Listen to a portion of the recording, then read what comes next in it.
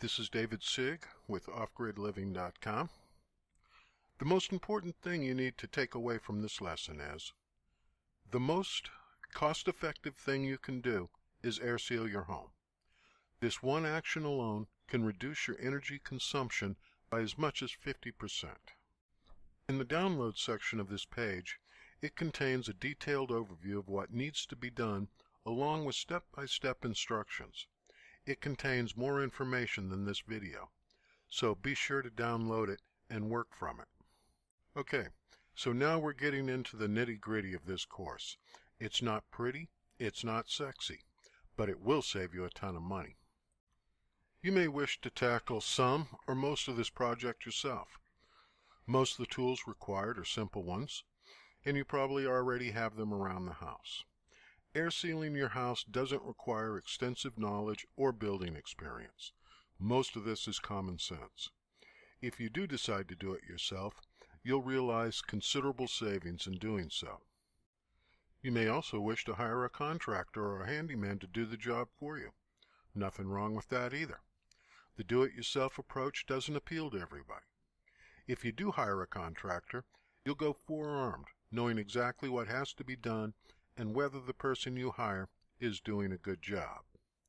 Having said that, some jobs are best left to professionals. In any event, at this point, you should already know where the most serious problems are and where you need to concentrate your time and money. Refer back to the worksheet from the last lesson. Pay special attention to the severity ratings. The higher the rating, the more important it is to get that aspect done. I'm willing to bet most of the severe items are ones that you can do yourself. Save the tough and or professional jobs for later when time or money permit. Most of the time, you can do a very credible job with caulking and weather stripping. Okay, so let's start planning. Using the worksheets you compiled in the last lesson, decide which jobs are doable and which jobs should be contracted out. Step 2. Building codes. Depending on how extensive the work is and what needs to be done, you may want to consult with your local building official.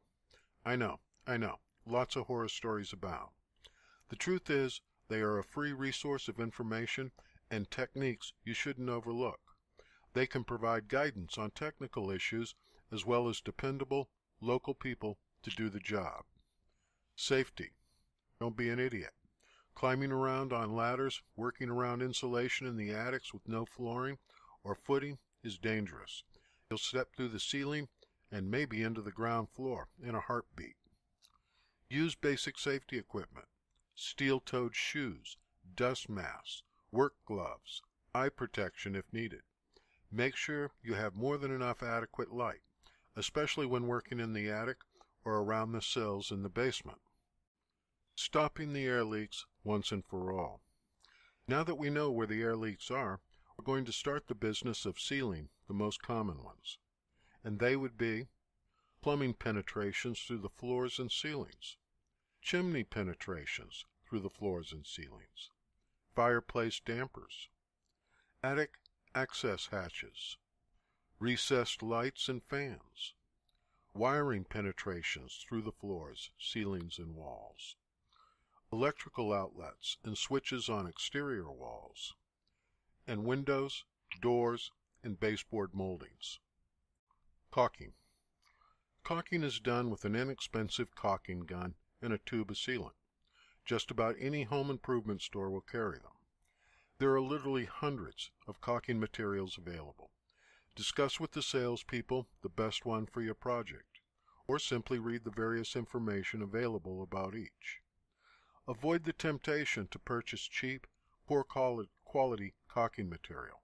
It won't last, it goes on badly, and you'll have wasted your time and money. White silicone works well in most situations. Be sure to use high-temperature silicone on areas around the chimney or the hot water heater flue. Also, never caulk in cold weather. Caulking should be applied in as close to room temperature as possible.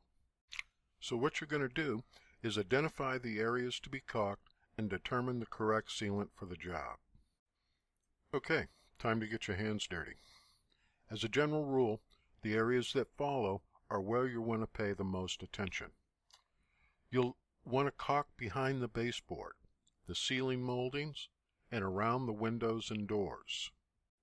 You'll also want to pay special attention to sealing your outside doors. All four edges around a door can permit air to leak in and out of your house. In fact, the average door has more gaps than a loose-fitting window. Doors, moreover, don't run in grooves as windows do, so any crack around a door is likely to be far greater than the area around a window. Weather stripping your doors can seal those gaps, get rid of drafts, and help reduce your heating and cooling bills. The easiest method of weather stripping your doors is to use adhesive back foam, creating a weather-tight threshold around the bottom of your door. The gap at the bottom of the door is treated differently from the gaps at the sides and along the top. Refer to the download to get detailed instructions on how to seal this effectively. Next is air sealing your electrical outlets. Foam gaskets are designed to fit around the cover plates of electrical receptacles, switches, and lighting mounts, reducing the air leakage into walls and attics. Take your time and do this right. It may take you several weekends to complete, and that's okay. Doing this systematically, you should be able to easily air seal an interior room in one day. Take your time and go from room to room, using your worksheet as the guide. You make the biggest improvements first, and you'll see the biggest savings immediately. I'll see you in the next video.